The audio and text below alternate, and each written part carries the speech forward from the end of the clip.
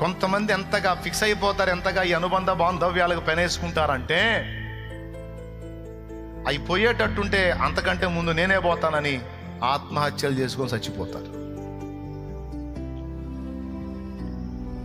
నా పిల్లలే నా ప్రపంచం, నా ఇల్లే నా ప్రపంచం, నా పిల్లలే నా ప్రపంచం, నా సంసారమే నా ప్రపంచం అని బాగా అతుక్కుపోయి బతుకుతారు.